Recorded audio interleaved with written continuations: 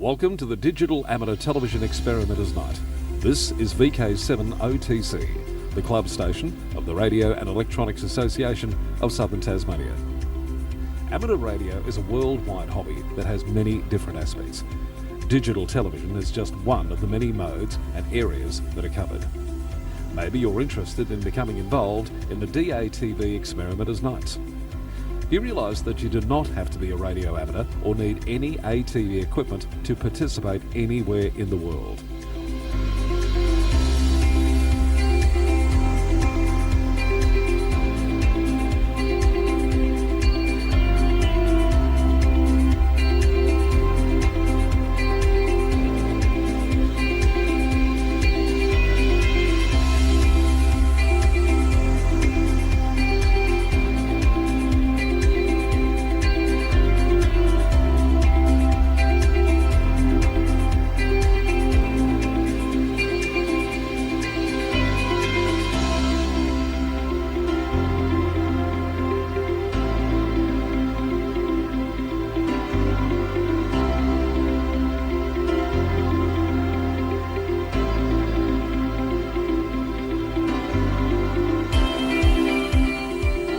Also participate in the night by coming up to the Queen's Domain club rooms. Yes, right on top of the Queen's Domain in the heritage-listed Coast Wireless Station.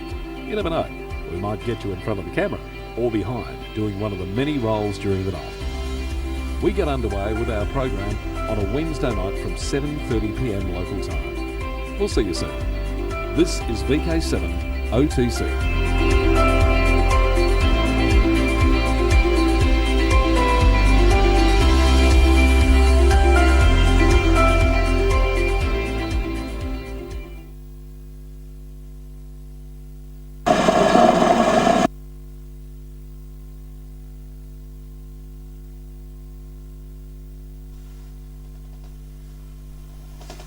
Okay, this is VK7 OTC, the club station of the Radio and Electronics Association of Southern Tasmania, with our digital amateur television experimenters night, and we've got our Working from Shack series number 11, and we've got a very special interview tonight with the Sisters Akousmatica, who are standing by in the green room.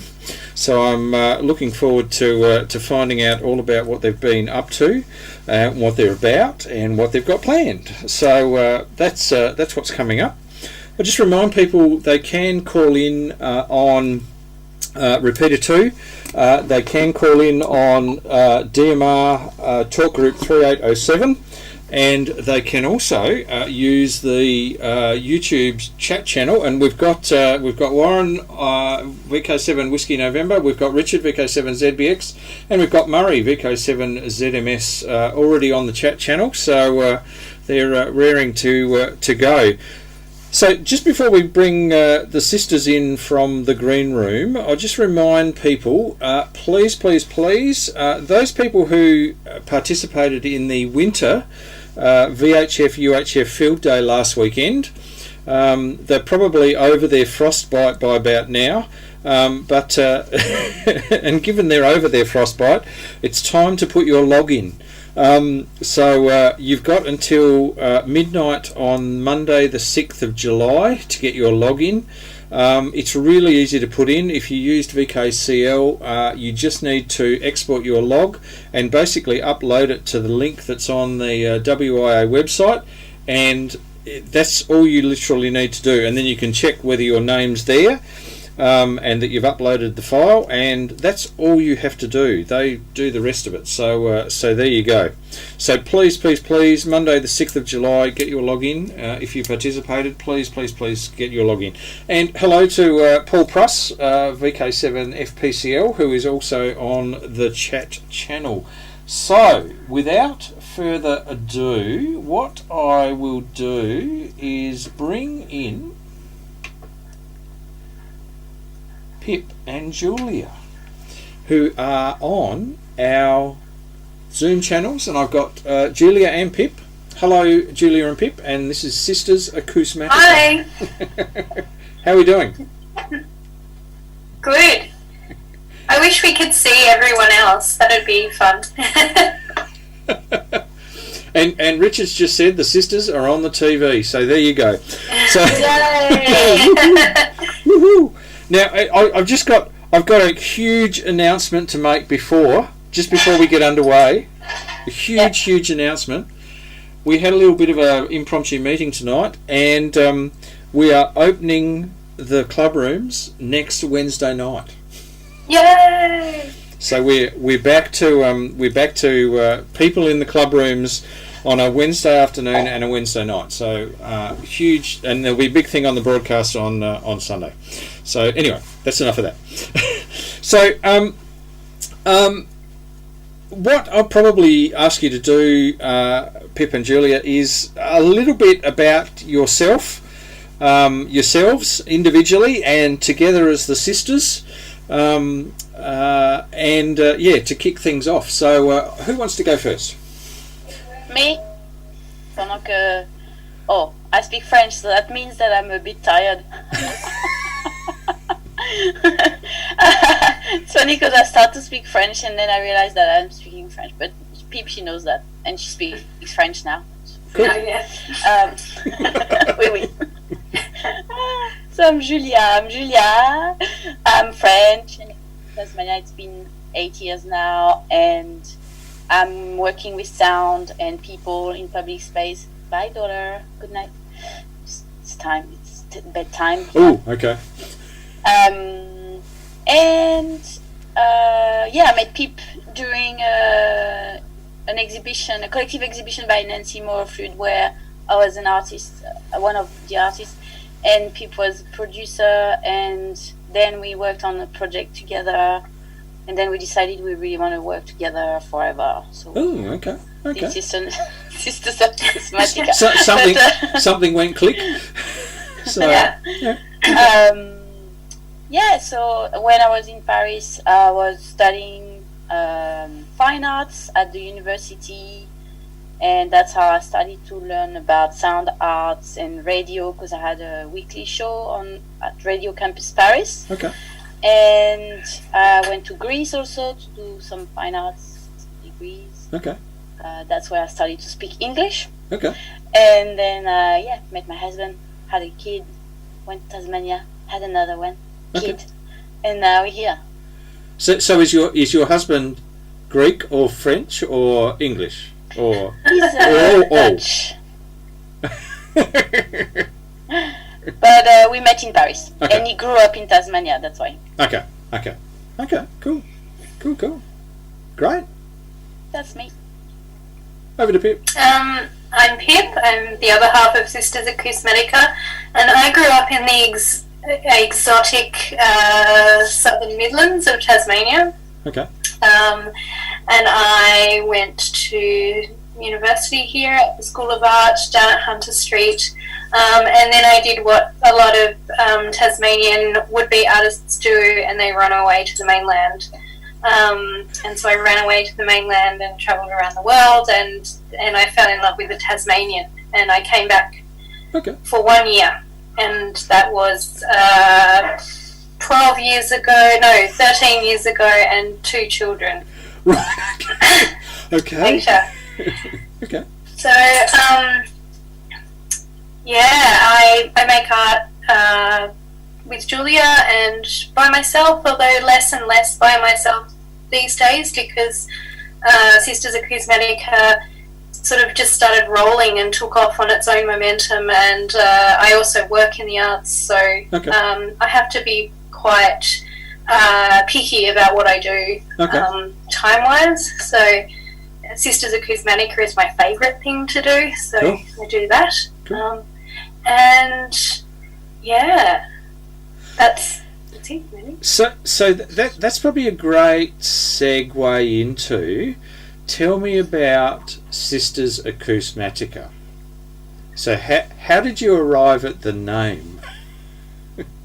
Well, Pip asked me if I would apply with her to that NextWave Festival curator mentorship, and she was working on a project called Sisters Telegraphica.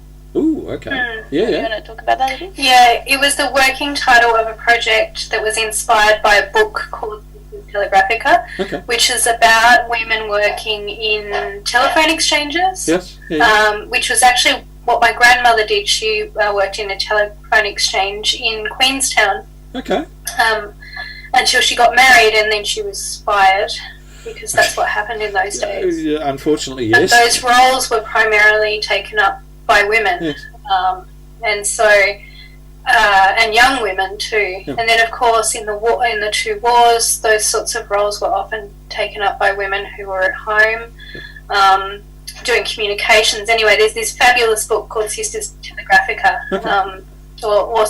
Sisters Telegraphic. Okay. And so I wanted to do a project that was inspired by that, Okay. but I wasn't sure what it was yet. And then Julia and I started having a conversation about what that might look like, and she shared with me some ideas that she had, and then we kind of joined them together in this giant Frankenstein of a project which we called Sisters Akousmatica. And the word Akousmatica comes from the word Akousma, and it means sound divorced from its source. So it was coined by Pythagoras. Is that right, Julia? And Pythagoras, yeah. Yeah, and so he would have his students stand behind a curtain so that they weren't distracted by his face. Okay. So the idea of Akousma is sound divorced from its source. Okay. So that's where the name came from, and we did one project, and then it became the umbrella name for many, many projects. Okay. Yeah, and I was personally interested in mobile acousmonium, so an orchestra of speakers. Okay. And because we're interested in radio, we thought maybe we can use those radios as speakers and walk around in public space. So we kind of made it more female, Akousmatica. Mm. Yeah. And it's very long and very hard to remember, but that's okay. Well, that whole concept of the sound being divorced from the source is radio. Exactly. Yeah. That's almost the magic of radio. Okay. So maybe take us through some of your past sort of pieces and installations and the things that the projects you've been involved with. So so many. We've been really lucky. We've had so many wonderful projects and experiences. So can I say we started with after NextWave, the major project was then XYL, or was it another one? Yes, I think it was, yeah. Because that's when we actually discovered that RIST was existing on Earth. Because living here, I didn't know it was there. Probably Pip knew, but kind of forgot about it. And we were looking for places to put radio transmitters to be able to transmit sounds from 11 commissioned artists. Yep. Every kilometer between Hobart and the museum MONA in Berrydale. Okay. There. Yes. And first we thought, we're gonna put like super high tech solar paneled transmitters all the way to this bike track. Yes. Yeah. Walking track. And we realized it would cost a lot of money and be really tricky to keep safe because it can be stolen at night. Mm-hmm. So we actually realized that would be more adapted and more community involving and more interesting anyway to meet people and ask who is next to this path. So we had to do some kind of mapping. Yep. And drive around and walk around and see who would be closer to this path. And that's when we saw RIST that was around in the domain, and that's when we started to hassle you. Yeah. Funny place up on the hill. Yeah. Yeah, we were so excited. Okay. So excited. Well, there you go. and actually before that, I just realised, because I've just looked at our website, before that we started a project called The Silent Key, Yep. which is an ongoing project that's got lots of different elements. So we were given some seed funding through Vital Statistics, which is an organisation in South Australia that supports experimental young artists or emerging artists. Yes. And through that process of developing that project, we were commissioned by Radiophrenia Scotland, which is an experimental radio station in Glasgow. And so we presented our first kind of broadcast of that project for them. And then we ended up writing a book, part of a project, someone else's project called The People's Library. And that project, that book became a score for radio broadcasts. And the first chapter of that book we did as a performance, which won the International Women's Day event at Goldsmiths University, London. So we've done those chapters. I think we're up to chapter 9 now. Okay. All around the world at different events remotely, from Brazil to London and Queenstown, Tasmania, and where else, Julia? South Africa, Melbourne, Berlin, Tokyo, Paris. So and that project continues, and actually the announcement we're going to make later is kind of about that. Oh, okay, okay. Or the ongoing part of that project. Stay tuned. Okay. Yeah, and most recently, in November, December last year, we did a project called Moonah Community Radio, where we set up a radio station which wasn't really a community radio station, technically speaking. It was just a narrowcast in a car in the courtyard of the Moonah Arts Centre, and we did that for how many weeks, Julia? Many. Oh, sorry, maybe 6 weeks. 48 hours. Yeah, I think it was 4 weeks. No, 6, I think. Anyway. 4 days a week for 3 weeks, I think. Okay. And one of the videos that I show after our interview is actually I have trawled the interwebs and come up with some Sisters Akousmatica videos, and one of them is actually the Moonah Community Radio video. So we'll see that one a little bit later. And Justin, you came and visited us in the Ute, didn't you? I did. I was interviewed in the Ute. I love it. Absolutely loved it. And I even signed the Ute. So yes, that's right. That's right. So that was fantastic. So now, just before that, I think there was a similar, and correct me if I'm wrong, a similar installation in. And I always get this wrong. It's either Shepparton or Castlemaine. It's Castlemaine. Castlemaine. Okay. Okay. But that was a little bit different. That was a little bit different to Moonah. Yeah. So we did the Castlemaine State Festival project for the Castlemaine State Festival project. Cutting labs.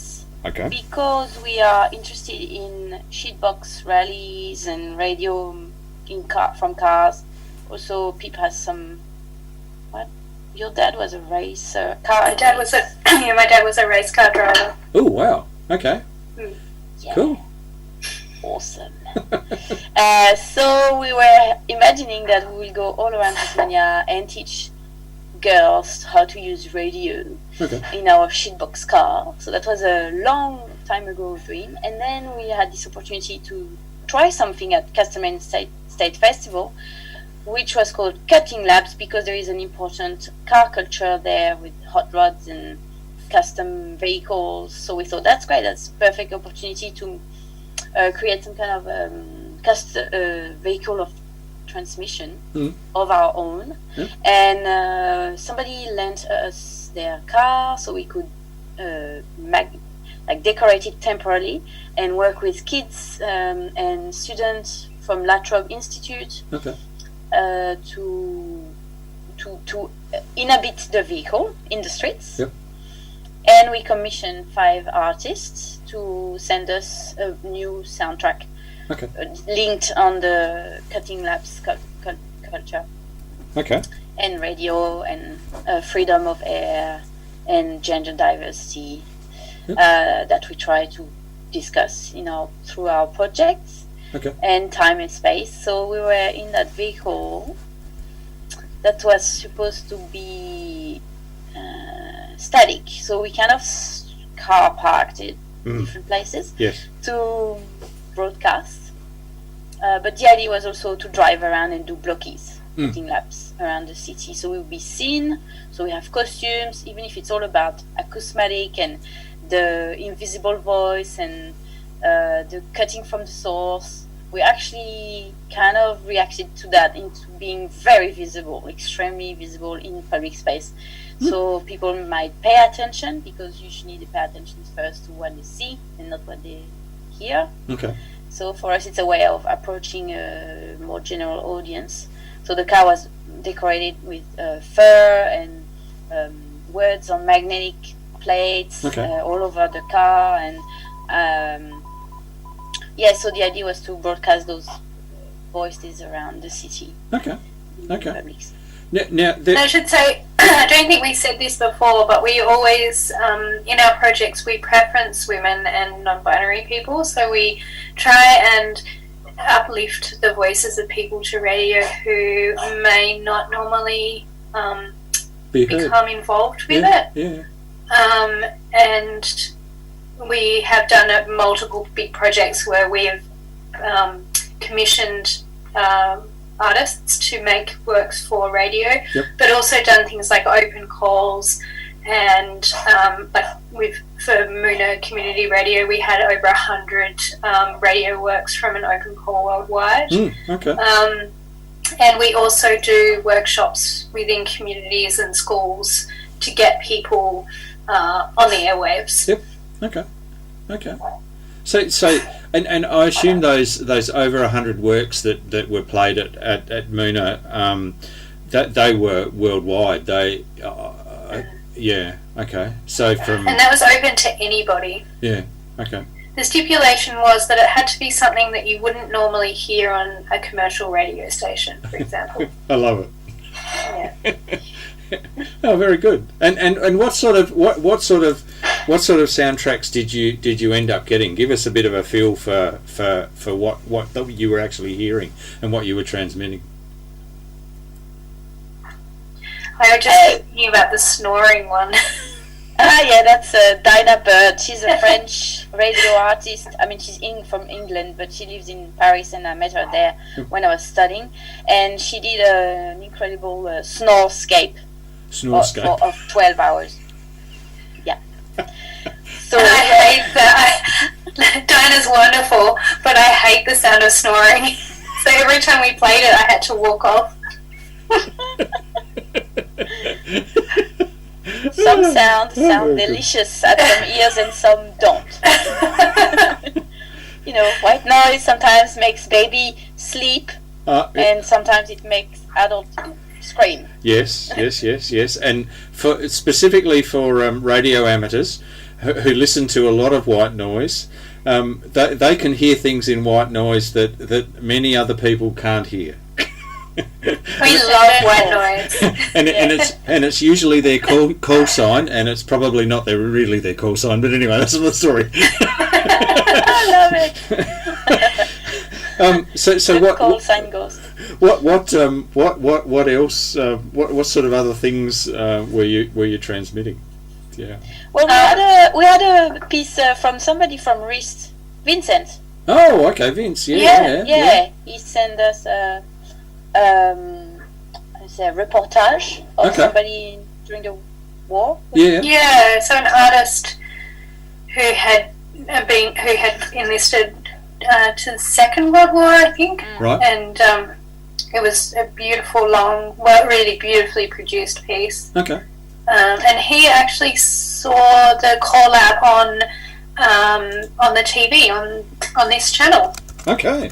Well, there you go. Well, I have no doubt. So if you're watching, Vincent, hi. I think Vince is probably watching tonight, and will probably call in when we do the call-ins. So he usually watches the RF, so the actual the signal we put out from the Queen's Domain around Hobart. So I have no doubt Vince is probably there and listening and watching. So good stuff. Right. So Yeah. fantastic. Well, we had slam poetry, experimental piece, kids from workshop that we've been working with, making their own radio shows, Okay. making fake advertising. We had some series. We had the Favor Economy, who were doing a morning selection of female and non-binary artists, sharing some kind of uplifting morning meditation. Okay. We had Sisters Akousmatica, a Zimbabwean Australian artist who sent us almost like a radio show within our radio show, which was amazing. Okay. Yeah, we had a karaoke that was really annoying and beautiful by local artist Sally Reese. So you would hear the same sentence repeated and repeated and repeated again until extension of voice and annoyance of, the brain, which was incredible. Okay. Durational performance. Okay. Yeah, the 48 hours are on the SoundCloud of Sisters Akousmatica. So if you have some spare time in your brain, please go on it. It's from the website, also sistersakousmatica.org. If you find Moonah Community Radio, it's all there, but also SoundCloud. SoundClouds.com/RadioQueens. Okay. Yeah. And that of course is your email address, which is one of the best email addresses in Hobart. So it's excellent. Yeah, we're very pretentious. We want to take over the world. That's what I love we it. try to do. You just got to put it out there. Not very silently. I don't know. Correct. So that any other past pieces that you would like to talk about before we get to Meanwhile in Fukushima? Look, we've done lots of different things. We've recently, someone wrote their honours paper on our work, which was really exciting. Ooh, wow. An artist called Annika Moses. And we were also part of an Australian Research Council project by Professor Anne Marsh, who's an incredible powerhouse of performance in Australia, and she really generously included us in her project. So we got to go to Melbourne and do this beautiful residency. This is obviously pre-COVID times. In a house called the Norma Redpath House, which was the house of an artist called Norma Redpath who lived in Melbourne in the middle of Carlton. And we just got to spend a week in this beautiful oasis with Norma, who's dead, but she's very much in that house. Yeah. And we've just been really fortunate. We work very hard, but we've also had a lot of luck, I guess, in that people really seem to respond to what we want to do and meet us with equal enthusiasm. So we've worked with lots of different organisations. We get a lot of support from local organisations and national and international organisations. We work quite a bit with Liquid Architecture, who are a Melbourne sound organisation, and the Radio and Electronics Association of Southern Tasmania have been very, very, very supportive of us and answer all our weird and wonderful and probably often ignorant questions about what we can do with radio and how we can change it and morph it and subvert it for our own means. Happy to do it, people. Happy to do it. It's great. It's fantastic. And in fact, there's a few things in the future pieces and plans that I'll just go into, which involve the foundation license and a few other things. But anyway, it's had to put that in. Fantastic.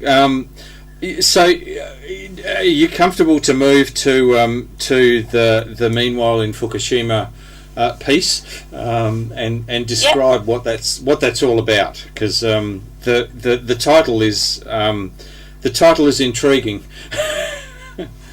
Yeah, so it's a project that I was part of by French sound artist Dominique. So he started this project after the catastrophe of Fukushima. So actually, I think it started. I'm just gonna check.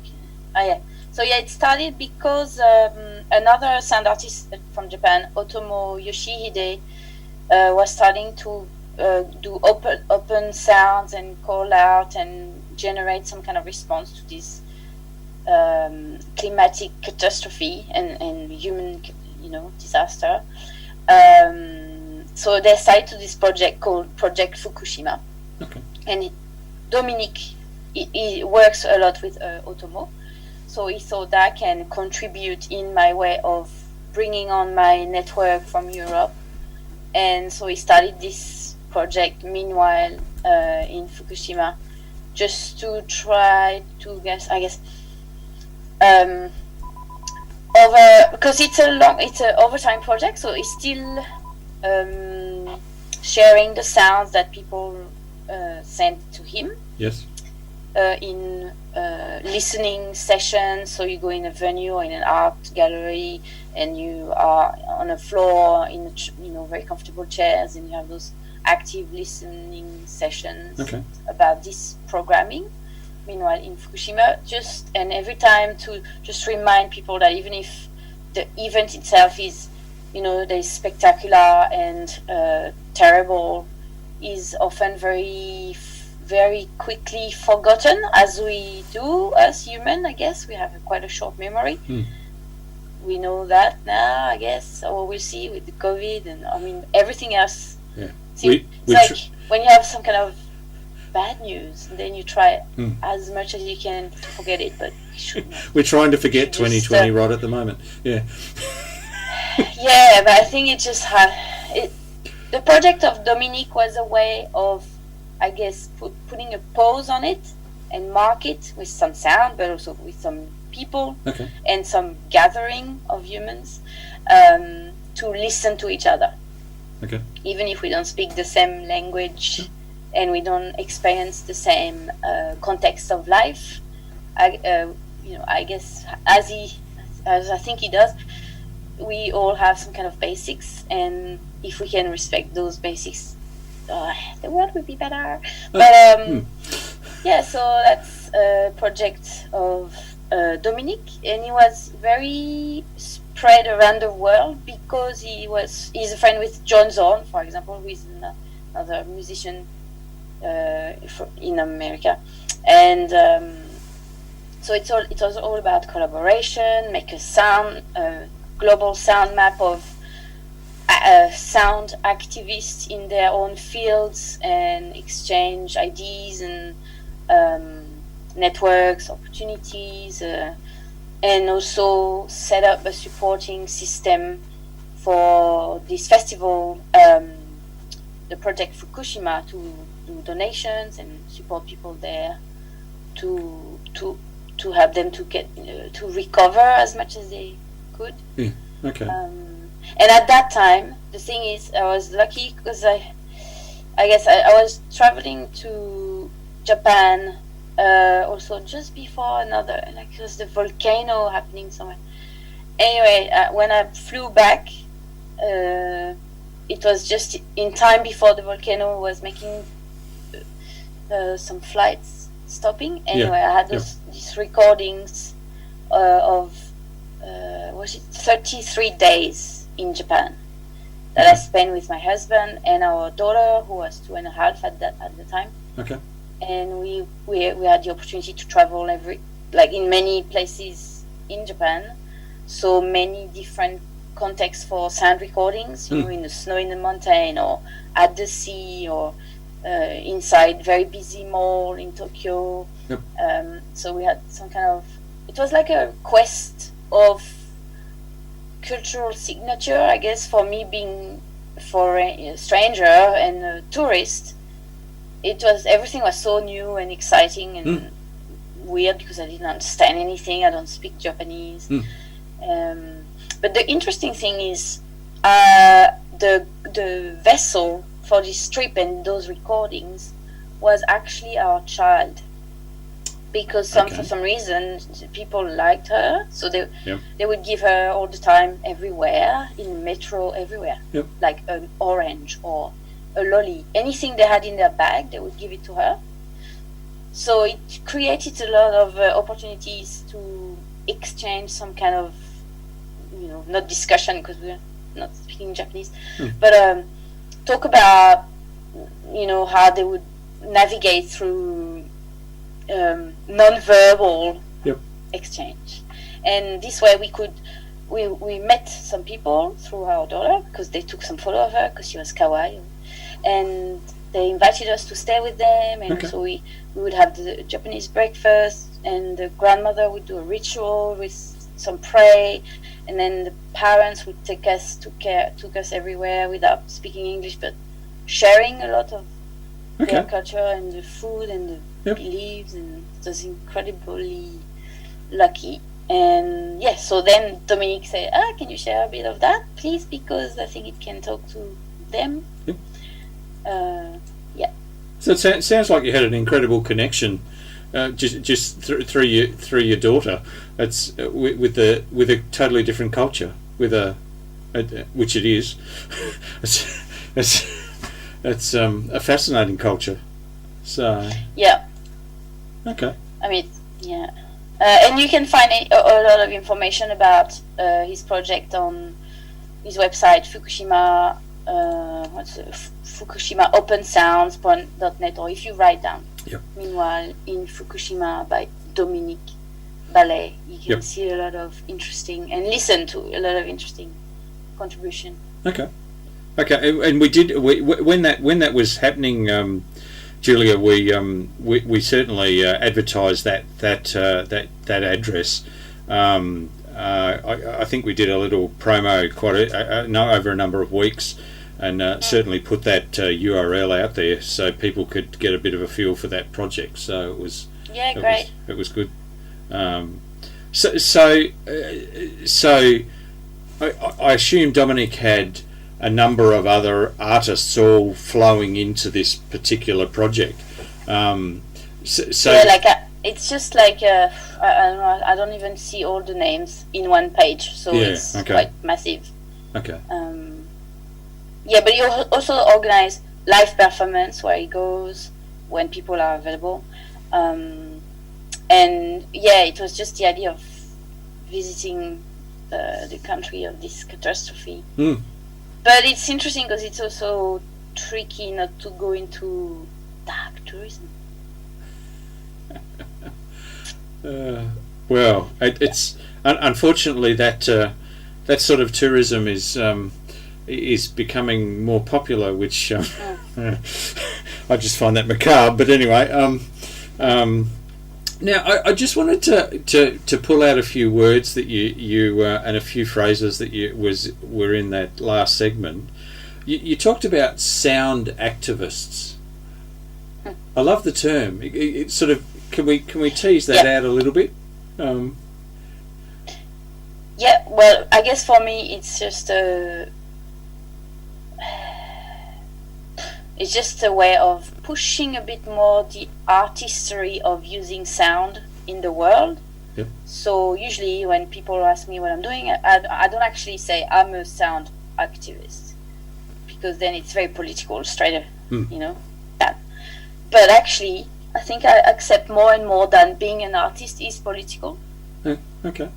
And I believe that we have some kind of power, magic or financial or connectiveness resource that I think we should use more to advocate what we believe in, or if we can somehow make people think what are they actually experiencing. Not that I want to convince anyone, because I don't believe that I have an answer to anything, but I just want to share few of my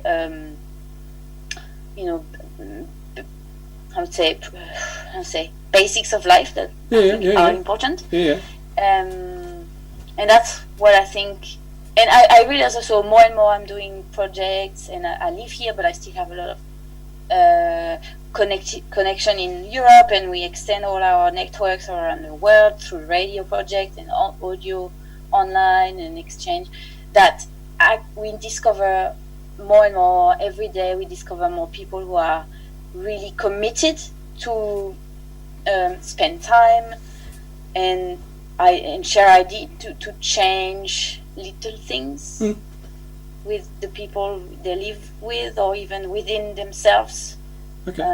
Which sounds quite, it sounds a bit naive, but I don't see another way of doing it.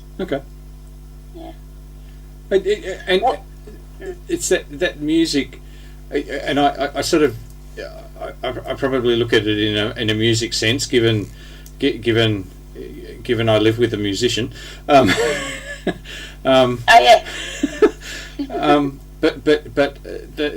the power of sound, the power of music, I think is very underrated, and the way it can affect a human being is very underrated.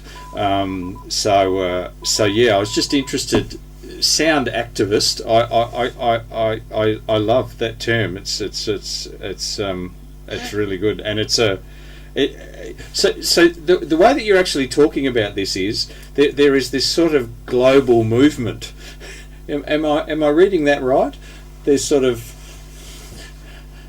people. You mean in sound connection or sound or activism? Well, I suppose both. In this sense that there are these people all over the world who are using sound, using music, using radio, using all these different mediums to sort of push the boundaries, to make people think, to just push the boundaries outside of normal and whatever normal is, but sort of pushing the boundaries in a number of areas. So and like the Fukushima project, that also had a spin-off benefit, that you were raising funds for an area that was affected by a disaster. Sort of, there's another sort of, that's a whole different aspect to it. That's a whole different facet to it. So, yeah. Yeah, and I think what it was really, but the main thing I think in this kind of group movements is to share one point of view or one point of listening of the reality, but all those individual points are making it just bigger. We just have more options. So I guess instead of focusing on one way of being, you can imagine you can change yourself, I guess, or be different. Well and truly. And your comment earlier that the sisters focus on female and non-binary people, and give them a voice. Like you're actually that to me is activism. It can be overt, it can be not overt, but that's the sort of, there's a message, and there's an equality that is being promoted and being pushed as part of that. Which is not there in society, unfortunately. So, and that part of it is really important for me. Okay. Yeah, and maybe talking about what you mentioned is like you can see, or maybe we can feel some kind of recent in human years, I guess, rising of voices that are not happy with what they have dealt with. Yeah. So I don't know if it's recent or not. I don't think it matters. What matters is, can we hear those voices, or how can we listen to them? I don't know, but I guess that's what we're trying to work on. I know you're providing a medium for those voices to be heard.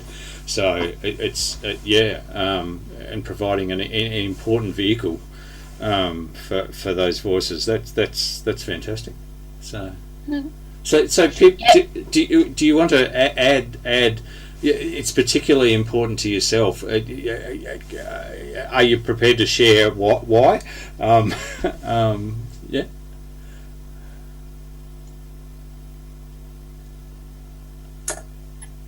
Sorry, I was muted. I guess I would think I was born with an overblown sense of justice. Like, cool. I ever since I was a kid, I've had this sense of wanting to kind of problem solve and right what's wrong. Okay. So part of that for me is just seeing an issue and wanting to do something about it. Okay.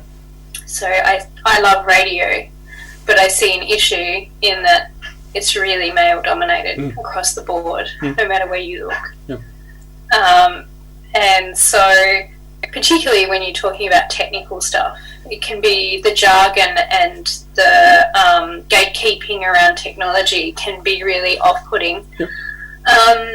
And I've also worked I've been a video editor in a past life, and so worked in those fields where women can be treated really badly. Yep. Okay. And so, just wanting to pull people in and make it more friendly for other people to be involved in these things. And I really, really like working collaboratively. So the more people I can get around me who I want to work with, the better in some ways. Okay. And I really like bringing people along for the ride. I'm not interested in this kind of artist as genius career path where I'm working by myself and it's my career and, I can step on people on the way to where I want to go. I'm much more interested in skill sharing and learning new things, and I get really excited about learning things and then teaching someone else how to do that thing. Okay. So it's all part of that kind of, I guess, community base where I really want everyone to be having a great time. and bringing them along and upskilling them, and they go away from an activity with a new skill or a new learning or a new knowledge or something. Absolutely. Yeah. Okay. Well, fantastic. That's excellent. So I've got a. You've sort of touched upon this. I just would like you to tell me the fascination you have with radio. So I started playing with radio when I was a kid, and I would get blank tapes, and my friends and I would make our own radio shows on these blank tapes. Okay. And I guess it's just always been there.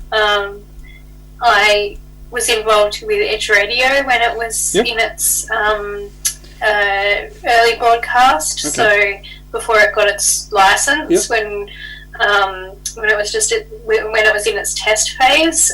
So I was at university at that time, and I had another friend who was really involved in radio, and so we just had a show on that radio station. And so radio's always just been something that I've just been interested in. And in 2012, I think it was, 2012, I was lucky enough to get the MONA scholarship, which doesn't exist anymore, but it was money to a Tasmanian artist to develop work to have a show at MONA. Wow. And in the process of developing that work, I decided I wanted to make crystal radios. Okay. And so that show was just a room full of crystal radios that I built. Wow. And then Julia and I met just before that, and Julia was also interested in radio, and then that Sisters Akousmatica kind of took off after, a few years after that, and here we are. Wow. Okay.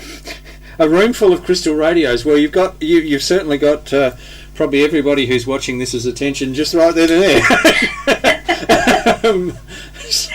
Okay. Yeah, okay. We also tuned 7 radio transmitters in the same room, handmade, to 7 radios. Yeah. And they had all a different soundtrack. That was for Sisters Akousmatica NextWave Festival installation at Signal, and that took us hours of tweaking and not moving around. Yeah, that's fun. So there was that you became intimately involved with radio frequency. Yeah, bonded for life. Well and truly. and it can be it's wonderful when it works, and it can be so frustrating when it doesn't. Believe me. We know. And I think everyone that's probably watching this particular program's all nodding their head about now. Yeah. So okay. And radio is radical. Like you can do anything with it and on it. And community radio is such a powerful force for good within Australia and all over the world.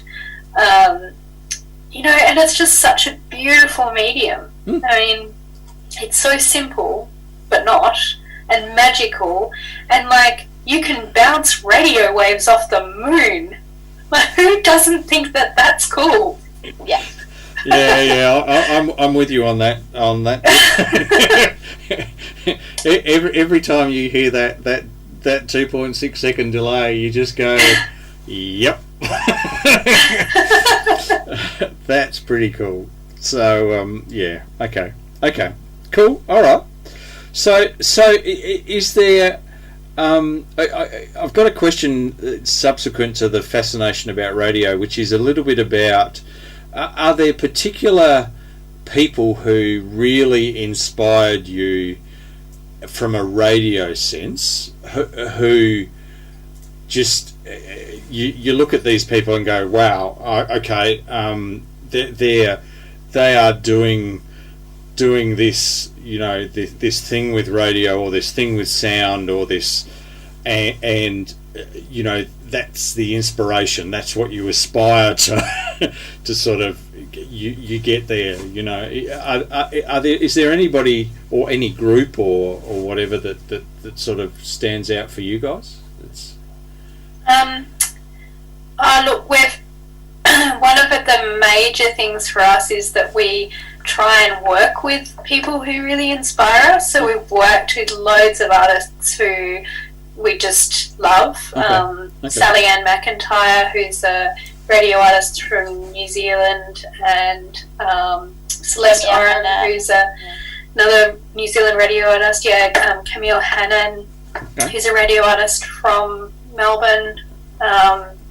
Milky Jokiranta, who invited us to work for Soundproof or ABC. Okay. There are lots of, I guess, also movements who we are inspired by, like the free radios in Japan, or the Radio Revolten Festival in Germany.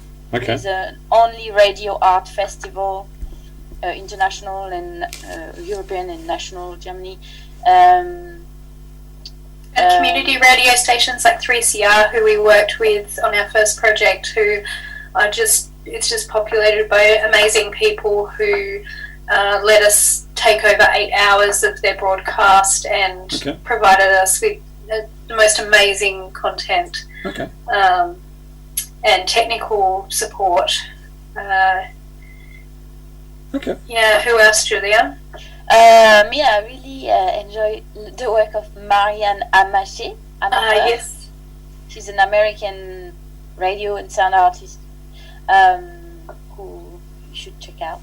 Okay. Marianne Amache Amacher, I don't know how you say it, but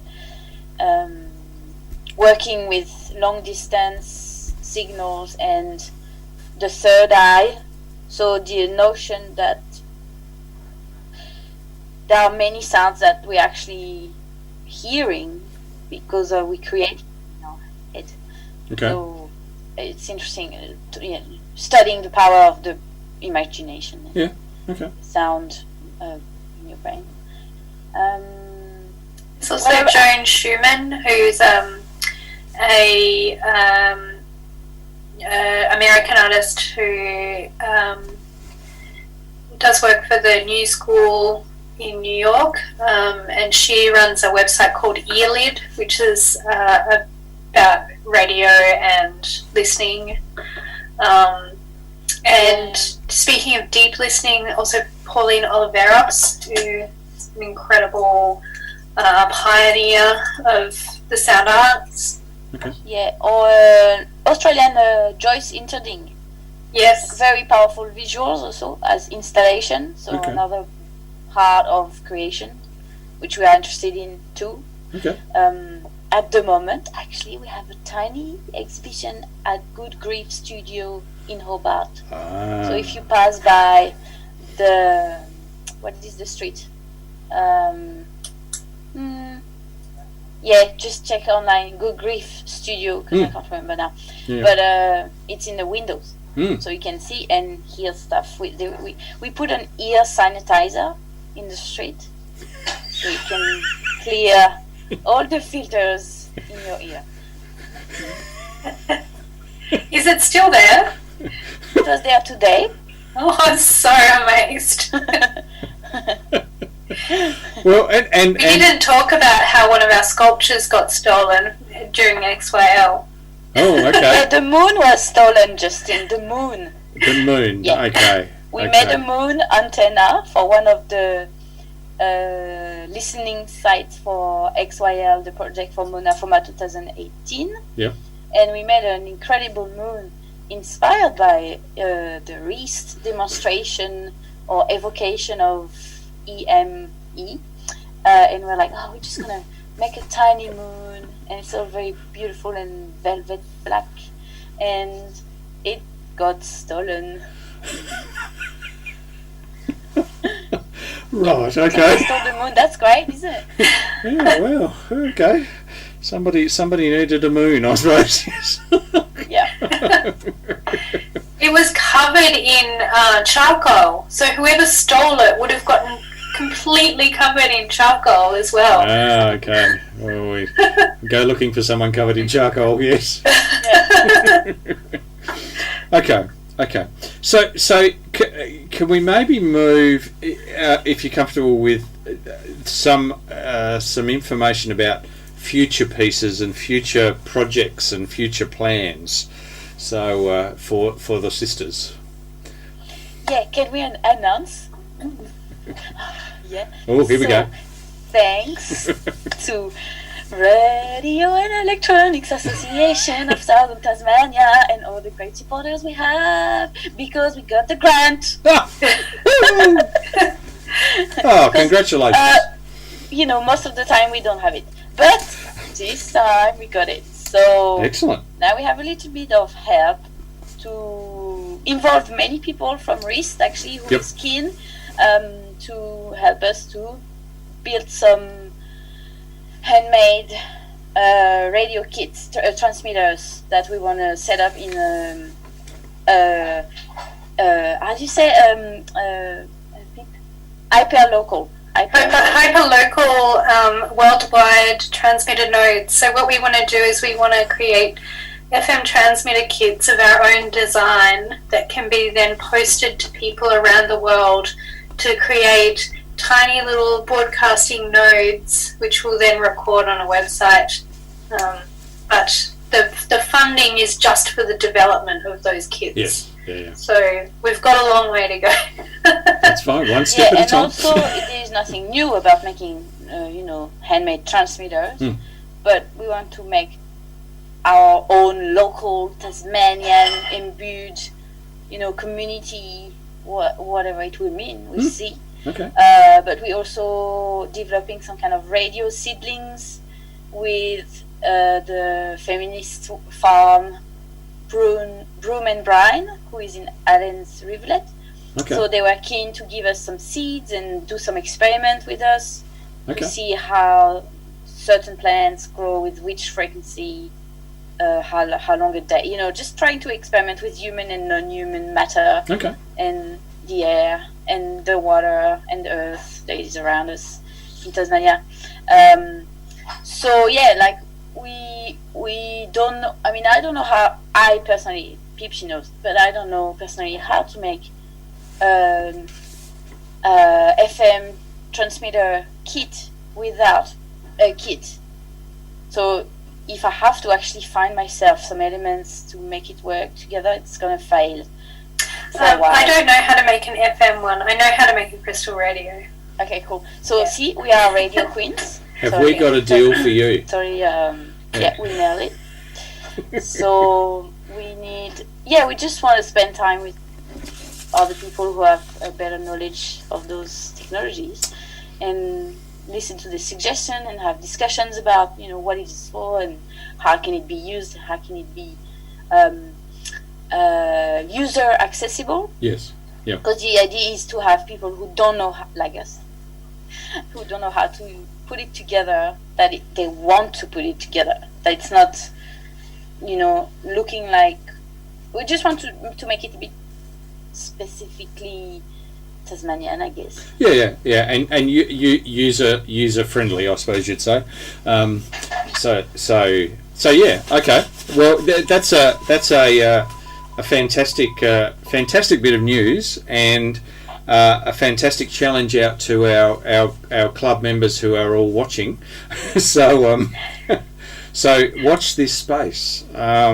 I can see a number of Wednesday night groups doing a lot on the whiteboard and doing a lot of interweb searches and bits and pieces. So yes. Yeah, and also the instruction would be a little piece of art. Oh, okay. How all of the box, the way it unfolds. So even the postage can be, with some seeds that goes with it. Okay. Plants, we'll see. Cool. An eco-friendly FM transmitter kit. Yes. Yes. Okay. That's an extreme challenge. Yes. Yeah. Yeah, that's an interesting. But we can give it a go. That's why we're here. No, well, that's exactly right. That's exactly right. We're here to we're here to hopefully realise the dream. So, okay. Now, and you mentioned the work that is going on in COVID-19 lockdown. I keep seeing wonderful Facebook posts from both of you on different aspects that are going on. And I did, Julia, I did actually like the variations on the mask when the mask became the preferred thing of going out. There was the workshopping that must have been going on was just amazing. So would you like to go into sort of the interesting COVID-19 lockdown activities that you've been getting up to? Yes, so I love dressing up, and especially with bits and pieces that I have around the place where I am. So that was my home at the time, and yeah, I thought that would be interesting to just have fun a bit with that, because also it will, cheer up my day to have some kind of mission and challenge. Like, okay, I have that around my house. How can I use it differently than a cheese grater or I don't know, my bra. So makes a good mask. Also, we have this, because I used the pad, but I never use it. It's just useless. But it's a really good audio wind screen, actually. Yes. And a fantastic mask. And also we were talking with people how to make copper fabric masks. So it's also those questions about shielding. Yes. So what do you filter again? What are you afraid of? What is the danger? And we have a bit of copper fabric in our pool of equipment. And as you know, because we did a fantastic photo shoot in front of correct. What's his name with the purple car? The purple van, John. Fabulous. Yes. John Wallace's van. Yes. Yeah, thank you for that. We use that photo a lot. Excellent. We are in a pod of copper shielding fabric in front of this incredible purple van, and yeah, so it's about questioning. What are we protecting ourselves from? Yeah, and also just a silly because of course. I would go with my kids to the supermarket like that, and they will hate me because they are ashamed. But also, so I think it was homeschooling, what is education? Yes. I was not very keen on teaching them long division because I'm really bad at it. I would rather take them to the dangerous world with the mask and the gloves and the ear and hand sanitizer, and try to work on fear, discussion, caring, and also judgment. And there's also an interesting question in France, for example, which is women, they can't have the jihad at school or in public space in France until the mask arrives, because COVID-19, and this cultural mask is still forbidden, but the disease mask is not. So there's also a question about, racism. Okay. Giving them a preference to giving your children life skills versus what our education system thinks is life skills. Yeah. Everything is important to take in, but then you have to filter what you want to remember, maybe. Yeah. And if I am honest, I haven't probably remembered very much from school at all. That's why maybe you're still learning every Wednesday. I'm well and truly learning every Wednesday, yes, and continue to learn, which is probably good, because that means I'm alive. I'm actually doing things. So okay. So Pip, have you been getting up to any interesting COVID-19 lockdown activities? Well, I moved house in the middle of lockdown, which is interesting. Okay. And stressful. So I was living quite near the clubhouse in Glebe. Okay. For 11 years. Yep. And I've moved to the beach. Ooh. Okay. And which is a massive move for us, lifestyle-wise, and also with all of our stuff. I gave a lot of my vintage radios to Julia, I think, actually.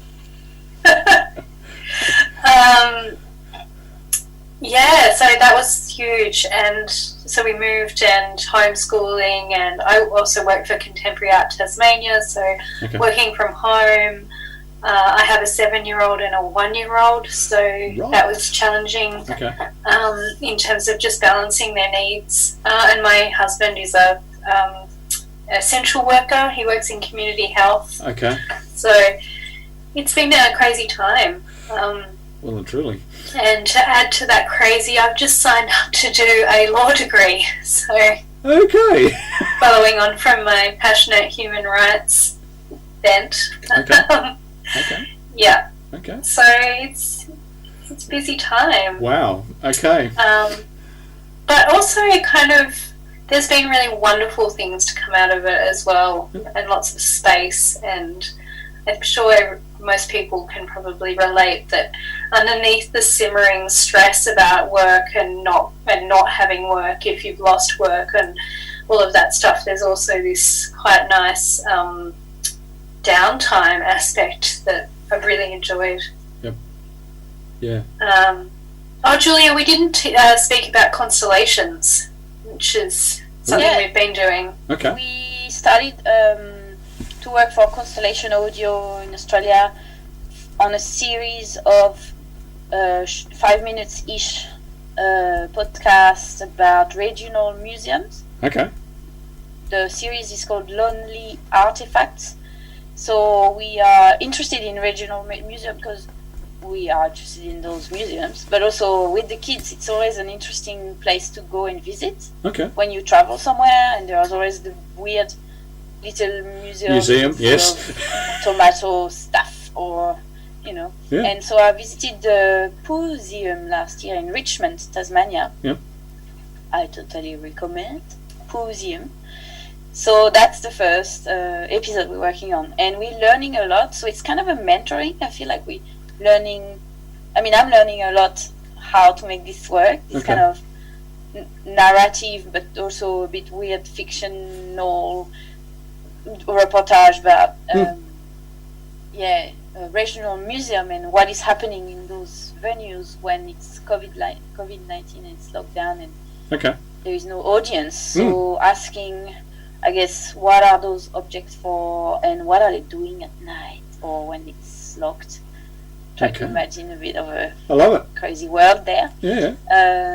But also for us, it's a question of why do we do radio and for who, for which ears or which objects or which space, I guess. Because also the venue is interesting in our practice because we are artists, so we need venues, but also we use radios, so we can infiltrate many venues, but do we need a venue? We can be in our car, so it's interesting, all those question of safe spots. Well, and that leads really well into, because I sort of wanted to maybe finish off with, like, what I'm hearing is COVID-19 has sort of pushed the boundaries in certain areas, but it's sort of, they're both positive and negative, and I just wonder whether you've got any comment around, have you got the feel that COVID-19 has actually extended your area of interest and that sort of that soundtrack area of interest and sort of pushed the boundaries, or has it restricted it, or what's your sort of feeling about the whole COVID-19 lockdown arrangement? And has it restricted you, or has it not restricted you, or has it sort of made you have to do things that you don't do before, you haven't done before, or what's your sort of feel? I have to say it's complex. Yeah, but can I just share a little story? When COVID-19 started, and even if my family and friends were in lockdown for a while already, and even longer from my cousin in Hong Kong since February. Yep. Okay. But I guess until it appear or arrives here, I was like, I don't know. I was really ignoring it, really. And when it kind of started to be serious, I kept a radio transmitter in my home. So that kind of shows, I guess, I realized, if it's gonna be really so bad, I really need this transmitter. At least I can speak with people somewhere, because I was really into we're not gonna have any more networks or food or like the total freak out. Then I realized really what we are learning and studying and researching about as Sisters Akousmatica is way beyond what we are interested in, actually. And I felt like it was really making sense in a weird way, in a weird apocalyptic way. But even if we had this idea before the pandemic of the secret international radio woman and non-binary network. So it was there already, but I guess in that kind of reality hitting our face, it just makes us, like, making those transmitters now, those for hyper-local networks everywhere in the world when post office work, is very interesting because it's actually so concrete, so real. Okay. Like, how do we communicate? What do we communicate? What is important? Yep.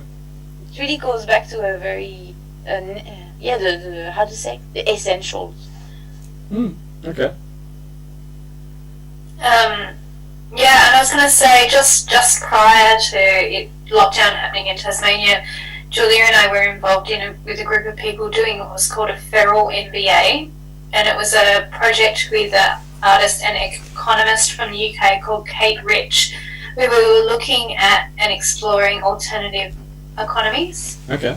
And the idea of, like, bartering systems and people who were running quite elaborate projects around alternative economics. Okay. And arts projects and non-arts projects as well. And so to go from that intensive 5 weeks of studying what is outside capitalism or what is inside capitalism but operates outside capitalism, yep, to this weird period of lockdown was really strange. Okay. And I think that gave us some time to sort of consider alternatives. And I think the thing for me, the scariest thing would be to go back to just normal and pretend like nothing happened. Yes. You know? I think there's a lot to learn from this whole scenario about what's essential. And I don't just mean in like, oh, we need more time, which we do, but also like which workers are actually essential and why aren't we funding them properly? Yes. Yeah. Yep. And also we got to be involved in projects that directly responded to it. So we were part of the antivirus radio broadcasts through P-Node in France. Okay. So I think we did 2 broadcasts. Yeah. You did? Yeah, I did few, and we did 2 as Sisters Yeah. Akousmatica, reading the SK book that we talked about before. And actually, Monday was the 100th day of antivirus in France. Okay. So it was, if you want to listen to anyone who is keen to listen to their programmation, you go on p-node.something.net, I think. Okay. And it's 100 days and more of live archives of live radio from around the world. So the idea was to keep people alert. First, it was created to give people information, yep, about the lockdown, yes, in Paris, and discuss what could be the best way to deal with it. Because, you know, the government gives you information, but then they change, or, you know, it's all a bit of a work in progress. So it was firstly made as a emergency radio, like a real essential network of communication. Okay. And then it filled up with various responses Okay. on the virus and social attitudes. So this is the sort of the network that you're involved with, I suppose, reacting to the circumstances that they're in, and providing a fantastic service around COVID-19 education. But that's what I'm hearing. So it's that responding to a sort of a need. With the network that you're involved with. So, wow, okay, cool. But also we got funded, so it's interesting. Yeah, okay. Yeah, so the funding we got through the Australia Council is COVID-19 funding, so through their resilience fund. Okay, okay. I Sure. guess that questions me. I'm really stoked actually, and I'm like, I'm also questioning. So are we essential? Probably, but yeah. And we're trying to think about alternative economies, but we got funded by the government, who has no money apparently. It's just so, Right. There's an interesting juxtaposition there. Sorry. Yeah. We know. There's a lot of questions. No, okay. So, fantastic. Okay. So I'm just going through. So what we might do? I'll just give you a bit of space. Is there any sort of last comments before I go to and ask for questions from our audience from Pip and Julia? Any last sort of comments? We need to do our foundation lessons. Yes. Oh, sorry. Yes, because I really want to have that name at the start. When you were like, yeah, we want our okay, own. blah blah blah. You want your own call sign? I want the VK. Yeah, okay. Can we have one for Sisters Akousmatica as well? No, that's gonna be Is that possible? bit long. Yeah. Yeah, that's a little bit long. So. No. I mean a joint one and a joint Individual. and individual ones. Are we allowed okay. that? How So, many titles can we own after the foundation? well, you can. Because we're queens, we need some titles. Yeah, you can own as many call signs as you're prepared to pay, I suppose. All right, I see. Once you've actually passed your prove that you've got proficiency in that particular area, then you can actually have as many as you like, really, if they're available. So yeah. Great. Yeah. Okay. Good Cool. to know. Cool. So I've got a couple of questions here. One from Paul Pross. Have you ever had any work with a theremin? I know about theremins, and I know some artists who work exclusively with theremins. Oh, okay. And I've certainly played around a lot with theremins, but I don't know if we have ever had works with theremins. Have we? I don't think we had any commissions with theremin yet. We accidentally made a theremin with a broken radio. Okay. Yeah, and And an antenna. Yeah, and a distressed white noise box from the 60s. Excellent. But I have a theremin in my studio, a kit. So we can. That's another project. We can make a theremin. I love it. So yes, we're Okay. gonna bring that theremin to build, and anyone can play it. It will be fun. I love it. Yeah. So another question is from Murray. Do you often hear from people who have listened to your radio works and looked you up to find out what you're about and let you know they've heard you on the radio? Oh, that is a good question. Well, yes, because Vincent heard us on this broadcast. Okay, and I'll go to Vince in a sec. Yes. Yeah, I don't know if we've had anyone contact us directly from a broadcast before, rather than like during the broadcast. We've had people listening and messaging us and things like that. Okay. So when they're part of a performance or part of a installation where you have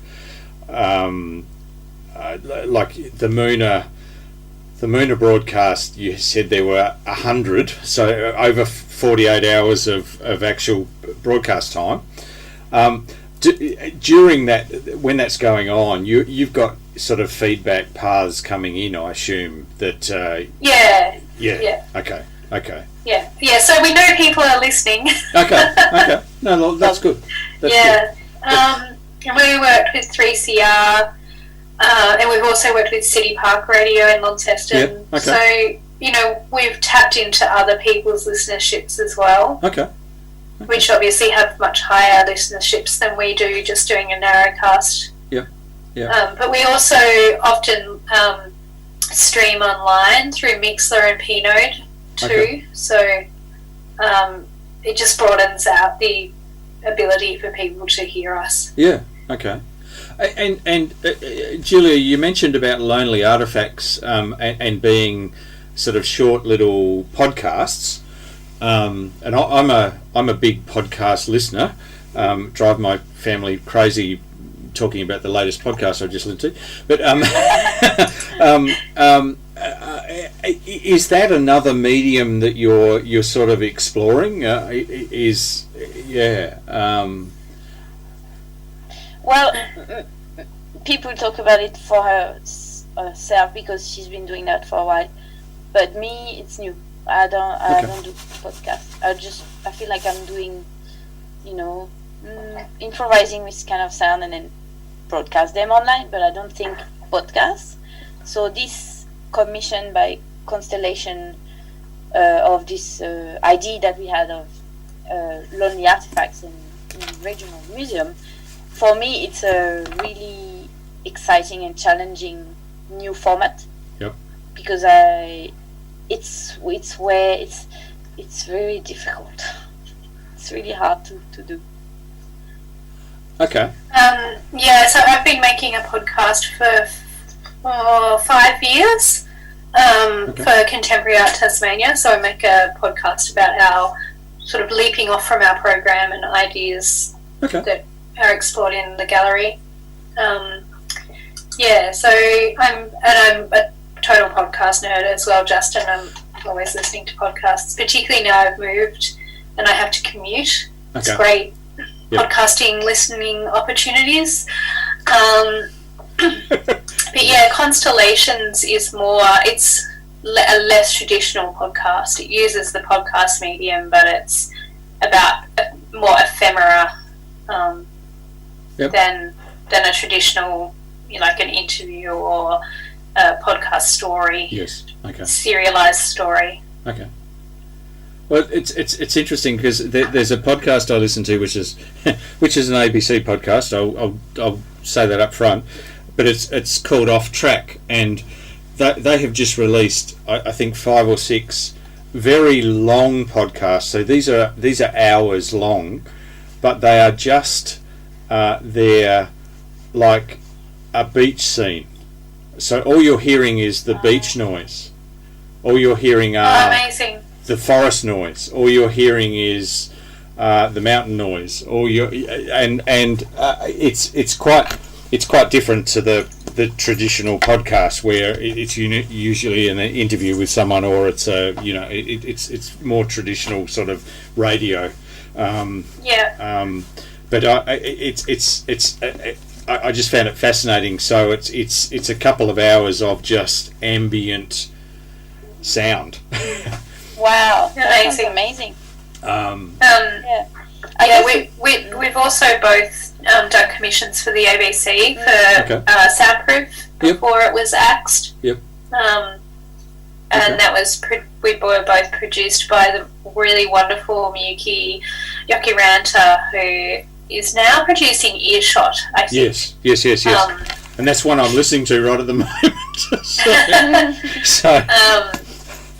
And that it's just such a shame that opportunity has been narrowed in Australia, because that commissioning process was really, really amazing and helpful, and led to other opportunities, and it's just such a shame that it doesn't exist anymore.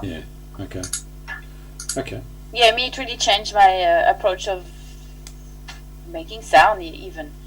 Okay. So we spend a week, 12 hours a day, to reduce hours of, like 2 hours. I think I was doing the draft to 25 minutes, the final edit.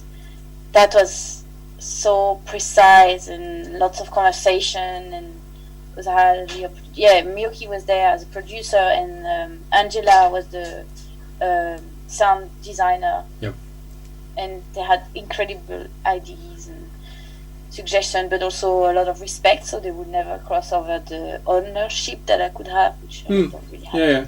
You know, because I was doing a project about ghost towns in Tasmania. Okay. And as a freshly arrived person from elsewhere, I was really intrigued by those ghost towns in Tasmania. So I spent a lot of time recording them and interviewing few people who were still living in few ghost towns. Yes. And that was really interesting process. And yeah, it was so precious to have those opportunity and time and fundings to listen, actually. Because I used to have a radio show in Paris for 5 years, and I also did a radiophonic creation day with 100 artists and 56 radios and galleries in the world and 30 countries. But I would never listen to so I would do my radio show weekly, 30 minutes, improvising or inviting friends, and I could even put silence because it was Radio Campus Paris. Yeah. So I could do whatever, and I would go in the catacombs, record parties and stuff like that. And I would never ever listen to what I've done. So I would just put the track on the machine to go on the online, you know. Yep. That's it. I would never.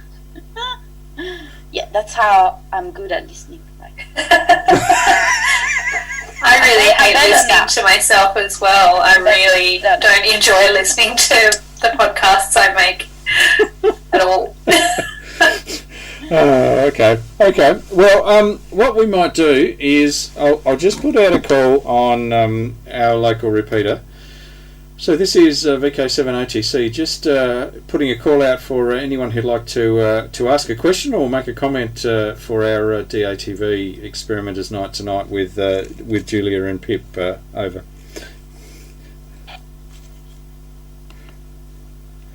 VK7OTC, VK700. Have been listening with interest there, Justin. Go ahead. Oh, Roger. Oh, pardon. Sorry. Sick.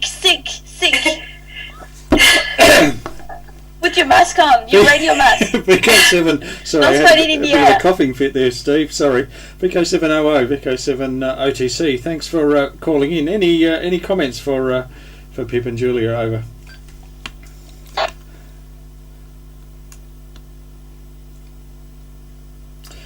No? Okay. Any other comments and or questions for Julia? This is VK7OTC listening. I was hoping Vince was going to be there. Vince, where are you? Good. Come back to us, Vince. Silence speaks for itself. Okay, I'll just try on DMR 3807.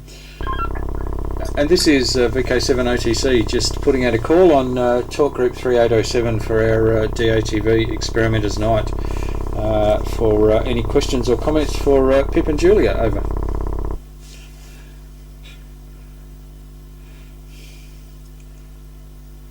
That did go out. I know it went out.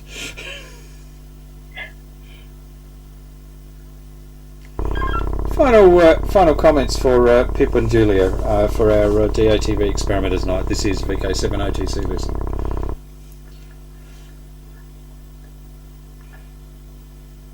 No? Okay. Did certainly go out, so that's fine.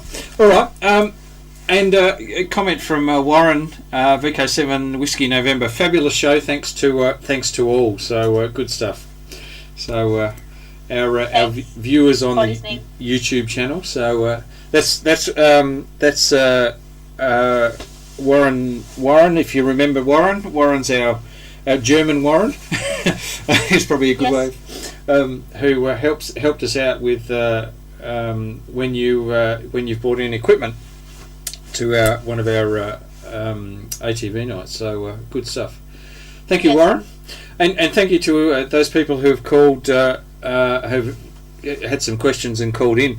Any final comments from Pip or Julia before we? I just want to thank all of you for being so supportive of us and we always feel like we come away from the club nights with the experimenters nights with so much information and encouragement, and it's just really nice to be around people who are as passionate about radio as we are. Cool. And who are keen to share, you know, Oh, yes. they think or suggest, and give feedbacks. It's really precious. And I hope we're demystifying that, the jargon and the stuff like that.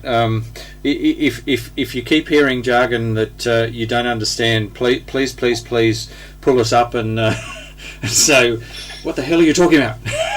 Oh well, you know, we always have a box of questions when we come around. So. Yeah, that's good. And Richard Howlett, VK7ZBX, thanks to Pip and Julia for an insight into their very interesting take on radio. So there you go. Yay. So good stuff. Thank you. Thank you. Now, just before you head off, our videos for tonight, what I might do is actually put. No, actually, I won't do that. I'll just think about. Just think about it, Justin. But our videos for our RF viewers, that I'll keep it at that. We've got a couple, which is Sisters Akousmatica, which is one which is live at Synesthesia CD launch at Ferntree, back at the beginning of 2019, and then we've got the Sisters Akousmatica Moonah, Moonah's in Moonah, isn't it? Moonah Community Radio 2019. So that's the little expose on your Moonah Community Radio. And then there is one by Julia, which is I Am the Shadow Bus, which was Frustration Jazz. I love that. Yeah, it's a team who organised that. Okay. It's label. Okay. Yeah, in Tasmania. And then to finish off, there is sorry, there's two more, which is one which is Drop by Julia and Emile at MONA FOMA 2020, and then there is one by yourself and your daughter. Yes. Which so can I suggest something? Yeah. I mean, how are you going to share those videos? They go out on RF, Julia. So our RF viewers actually watch those. So we don't go out on our streaming channel, given that there is potentially copyright issues. Yeah. Yeah. But I just wanted to say that if you just want to watch one, that would be, I suggest that would be the Moonah Community Radio at Moonah Art Center, because it's the last one we've done, and it really gives a visual ID and a sound ID of what we do, and it's local. So that's for me the most representative of what we do. Okay. And all the other ones, actually, you can watch them on my website. That's where I source them from. Yes. Yes. So if you can't stand the more videos, then you can. Okay. Yeah, just the Sisters Akousmatica Moonah Community Radio is great. Cool. Okay. Thank you to Pip and Julia for letting us interview you and find out all about Sisters Akousmatica. Thanks very much. Thank you. Thanks for having us, and we'll see you next Wednesday. Definitely, the club rooms will be open, so that's exactly what's happening. People will be up here, so there you go. Great. All take some box of questions. Excellent. All right. We'll catch you later. See you guys. Thank you. Okay, let's go back here. Okay, that was Sisters Akousmatica, and this particular video will be available on the Reist YouTube channel probably around about lunchtime tomorrow. It takes a little while for it to encode, So yeah, we'll get underway with our videos for our RF viewers, and I'll play the Moonah one. We'll start with that one, and now next week, a bit of a promo about next week, because we're back in the studio and back in the club rooms. Next week is a bit of an expose on FAQ, familiarisation, tests and trials and tribulations and hints and tips on the ICOM IC 9700. We have quite a few club members who have an IC 9700 and have been using them for a while now, and so we thought we would get together and have a little bit of a forum, a little bit of a structured forum around the use and the use and abuse of a IC 9700. So that's our club meeting next week. Now it will be streamed, so if you can't make it up to the club, there will be options for you to actually have a look at it. So that's next week, and then the week after that we have an interview and shack tour with Reg Emmett, VK7KK. So Reg has agreed to give us an interview on the second Wednesday in July. So that should be absolutely fascinating. And Reg is a lifelong educator. Very involved with amateur radio, assessor, very involved with Rotary, has travelled all over the world with Rotary, so should be an absolutely fascinating interview. So anyway, that's our show for tonight. Thanks to all those who have been on the various channels, and we'll catch you in a fortnight's time for our DATV Experimenters Night. So 73, have a fantastic fortnight coming up, and of course stay safe. Cheers.